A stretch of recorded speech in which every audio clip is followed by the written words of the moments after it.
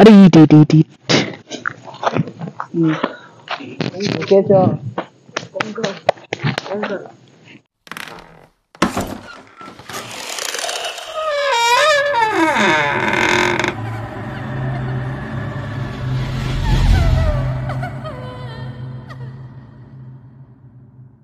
নমস্কার বন্ধুরা, আপনাদের সবাইকে স্বাগত আমার চ্যানেল ভৌতিক রহস্য একটি নতুন ভিডিওতে, আরো একটি ভৌতিক ভিডিওতে। তো এটা আমাদের ভৌতিক রহস্য ইনভেস্টিগেশন একটি নতুন এপিসোড বা নতুন একটি ভিডিও। তো আজকের ভিডিওটা প্রত্যেকটা ভিডিওর মতো ইন্টারেস্টিং হতে চলেছে। বেশি কথা বলছি না, কারণ আজকে আমরা যে স্পটটা এসেছি সেই স্পটটা ভালো, সত্যি কথা বলতে গেলে খুবই খারাপ একটা স্পট, মানে খুবই ভৌতিক একটা স্পট। তো এখানে বেশিক্ষণ সময় নষ্ট করে তো আমার লাভ নেই। পিছনে দেখতে পাচ্ছেন যে পুরো অন্ধকার। যে ঘটনাটা মেনলি ঘটেছে সেটা পিছনেই ঘটেছে। তো আমরা পিছনে যাব, পিছনটা পুরোটা আপনাদের দেখাবো, তার মাঝখানে যখন তখন আমরা এখানে ঘটে যাওয়া ঘটনাটা বলবো। একটু আস্তে কথা বলছি এই কারণেই। যাই হোক, চলে যাবো ডাইরেক্ট ভিডিওতে। তো গাইজ আমরা এবার সামনে যাব পুরো। এটা তার আগে বলে দিই আজকে কারা কারা আছে। আজকে আমি আছি, গুড্ডু, সৌম্য আছে, বিবেক আছে, মোহিত আছে। তো গাইজ আজকে বেশি অসুবিধার জন্য যে সাইন আসতে পারেনি, আর ক্যামেরা ধরেছে আমাদের রন্টি। তো পুরো ভিডিওটা দেখবেন। যেটা বললাম, ভিডিও যেখানে ছিল ঘটনাটা বলে দেবো। জায়গাটা একদম ভালো না, তাই আমরা আসতে কথা অন্ধকার দিয়ে প্রবলেম কম ছিল। তো গাইজ ভূতের থেকেও বড় কথা শুনেছি এখানে নাকি প্রচুর পরিমাণে শিয়াল আছে। প্রচুর পরিমাণে শিয়াল আছে। আমরা যেখানে যখন ঢুকছিলাম দুটো কাকা আমাদের বললো যে ভেতরে শিয়াল আছে। তাই আমাদের গাইজ মেন ভয় ওটাই লাগছে, কোথা থেকে কি হয়ে যায়। চারিদিকে গাছে ঢাকা পুরো।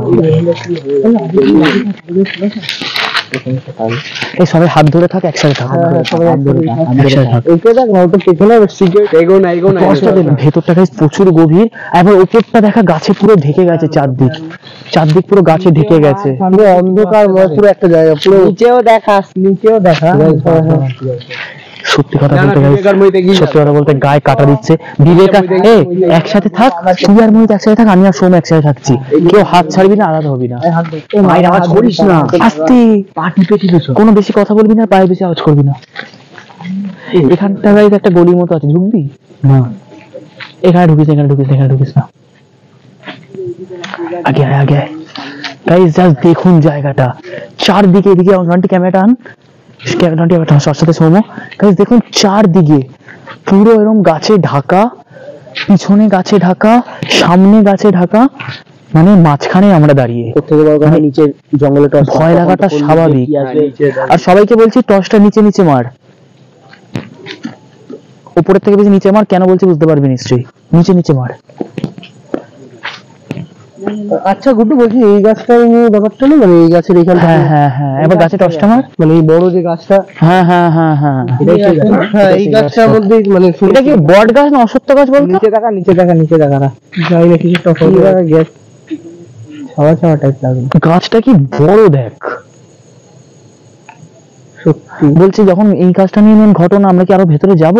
মনে হয় না যাওয়াটা ঠিক হবে, কারণ ওখানে দেখ রাস্তা, যদি মন্দিরটা তুই দেখা এই ক্যামেরাটা ওরা রাস্তা কি ওটাই পৌঁছে গেছে। তো আমি বলবো সবাই না গিয়ে রন্টি একটু আমার সাথে, বা আমি আর সৌম্য যাচ্ছি একটু, জাস্ট ওই জায়গাটা একবার দেখে। তো আমি যাচ্ছি। হ্যাঁ, ক্যামেরাটা আমাকে দে, লাইট, ক্যামেরাটা দে, বড় লাইট দে। তোরা থাক এখানে, ক্যামেরাটা রন্টি কাছে রাখ।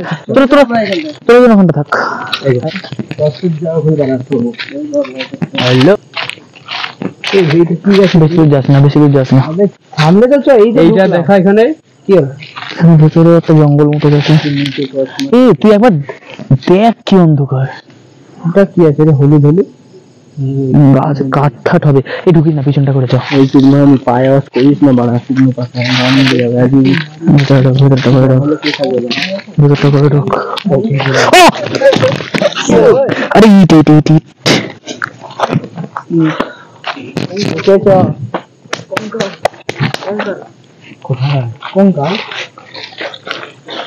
সরি ইট ছিল।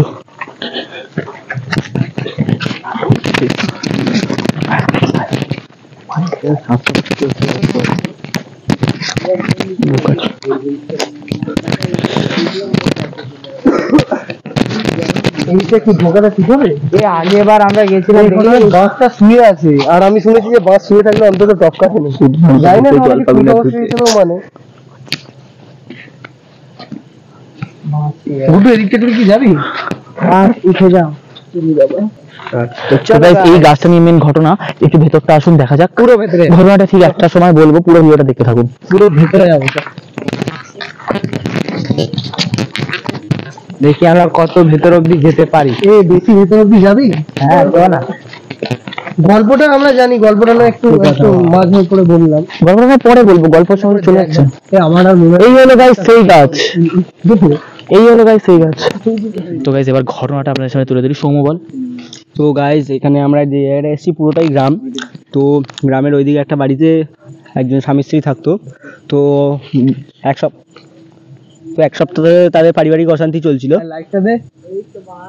তো আমি বলছি গাইস, আজ থেকে এক সপ্তাহ, এই লাইটটা দিকে, লাইটটা তো গাইস এই ঘটনাটা আজ থেকে এক সপ্তাহ আগের ঘটনাটা আপনার কাছে তুলে ধরি। আপনারা ওই দূরে একটা বাড়ি দেখতে পাচ্ছেন, হালকা করে দেখিয়ে দে, হালকা লাইট জ্বলছে বাড়িটাতে, বেশি দেখানোর দরকার নেই কারণ আমরা কোনো বাড়ি দেখাতে চাইছি না। ওই বাড়িটার একটি স্বামী, একটি স্ত্রী এবং তাদের 2 বছরে একটা বাচ্চা মেয়ে ছিল, তাদের বিয়ে 5 বছর হয়ে গেছে। তো আজ থেকে এক সপ্তাহ আগে সেই ঘটনাটি ঘটে। প্রায় 1 মাস ধরে ওই স্বামী আর স্ত্রীর মধ্যে নাকি খুব ঝামেলা হতো, কথায় কথায় ঝামেলা, কথায় কথায় মারামারি, এবং সেই মারামারি ঝামেলা নাকি ডিভোর্স অব্দি চলে যায়। খুব শীঘ্রই তাদের ডিভোর্স হওয়ার কথা ছিল, কিন্তু আজ থেকে 1 সপ্তাহ আগে ঘটে সেই ঘটনা। 1 সপ্তাহ আগে এমন একটি ঝামেলা হয় যেখানে মানে দুজনের মধ্যে খুব মারামারি, এতটাই চরম পর্যায়ে চলে যায় দুজনের মধ্যে মারামারি, চুলি, মানে কি বলবো, চড়ছড়া সবই হয় আর কি। এবার ওই মুহূর্তেই যে স্বামী ছিল সে নাকি স্ত্রীকে ঘুমের ওষুধ খাইয়ে অজ্ঞান করে দেয়, যতদূর আমাদের কাছে খবর এসছে।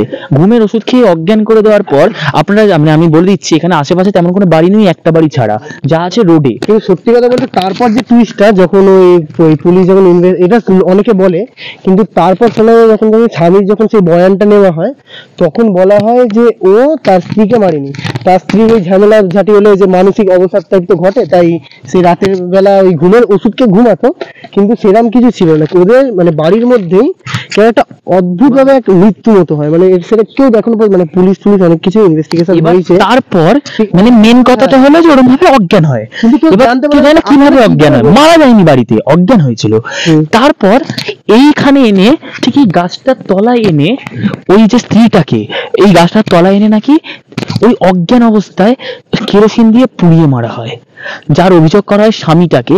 এখানে আশেপাশে অনেক বাড়ির মানে রোডে তারা বলে নাকি অনেক বাড়ি তারা আওয়াজ পেত যে স্ত্রীটার উপর স্বামীটা অত্যাচার করছে, সবাই স্বামীর উপর অভিযোগ করে এবং পুলিশে ধরে নিয়ে যায়, কিন্তু স্বামীটা স্বীকার করে না যে আমি কিছু করিনি। স্বামীটা বলে যে সে নাকি নিজে ইচ্ছায় ঘুমের ওষুধ খেয়েছে, নিজের ইচ্ছে, মানে ঘুমের ওষুধটা সে শোবার আগে খেত, কিন্তু এমন মানে এত বাজেভাবেই মানে স্ত্রীটার মৃত্যুটা হয় যে স্বামীটাও মানে দেখার পর মানে কি বলতে গেলে ওই হাফ পাগল টাইপ হয়ে যায়, মানে ঠিক মতো বয়ান দিতে পারে না। ওর জন্য সবাই ওটা ধরে নেয়, মানে যে মেয়ের যে বাড়ির লোকরা ছিল তারা ভাবে যে স্বামীর সাথে ঝামেলার জন্য স্বামী মারে, কিন্তু সেরকম কিছু হয় না, একটা অদ্ভুত রকম হয়। আর তারপর দিয়ে লোকটা মানে ভুলভাল বকতে থাকে, এদিক ওদিক তাকিয়ে খালি ভয় পেয়ে যায়। লোকটা হালকা পাগল টাইপের ছিল, যেটা বললো পাগল মানে পরে এরকম মানে হয়ে। কিন্তু আমরা বলছি না যে এ মেরেছে বা স্বামীটা মেরেছে, কিভাবে স্ত্রীটা মারা গেছে সেটা এখনো একটা আমাদের কাছে রহস্য টাইপের একটা আওয়াজ হচ্ছে।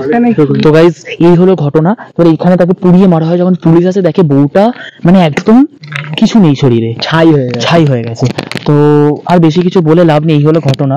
তারপর নাকি অনেকে এখানে এই বউটাকে আবার দেখতে পায়, অনেকে নাকি এখানে মানে বউটার পায়ের আওয়াজ, বউটার কান্নার আওয়াজ পায়, কিন্তু এখানে সেরকম অনেকেই আসে না, আর কেউ আসে না। এই কারণেই আমরা এসে খুব কষ্টে আমাদের এখানে আসতে হয়েছে। তো গাইস আমাদের এখানটা থাকতে একদম মানে ভালো লাগছে না, কারণ আওয়াজ হচ্ছে দেখুন। তো গাইস আমি একটা কথা বলছি, আমরা ওই লাস্টে যেখান থেকে শুরু করেছিলাম ওখানে যাই, ওখানে কি ভিডিওটাকে শেষ করবো, চলে আসুন। তো গাইস আমরা যেখান থেকে ভিডিওটা শুরু করেছিলাম আমরা সেখানে চলে এসেছি। এখানে মোহিত সাইকেল নিয়ে রেডি হচ্ছে। এখানে বেশিক্ষণ আমরা থাকবো না, আমরা যত তাড়াতাড়ি সম্ভব এখান থেকে বেরিয়ে যাবো। তো ভিডিওটা পছন্দ হলে ভিডিওটাকে লাইক করবেন, চ্যানেলটাকে সাবস্ক্রাইব করবেন এবং আমাদের প্রত্যেকটা ভিডিওকে সাপোর্ট করুন। যদি এই ভিডিওটাতে সাপোর্ট হয়, ভিডিওটাতে ভালো ভিউজ আছে, তো আমরা আবার এখানে সেকেন্ড পার্ট করার চেষ্টা করব। তো দেখা হবে নেক্সট ভিডিওতে। আমাদের ভিডিওগুলোকে ফলো করবেন, সাবস্ক্রাইব করা বা বেল নোটিফিকেশন অবশ্যই অন করে দেবেন। ইনভেস্টিগেশন ভয়েস দুটোকেই সাপোর্ট করবেন। আর স্পটিফাইতেও এখন আমাদের ভয়েস আসছে, তো স্পটিফাইতেও একবার ফলো করে দেবেন। তো দেখা হবে নেক্সট ভিডিওতে। Good night, tata.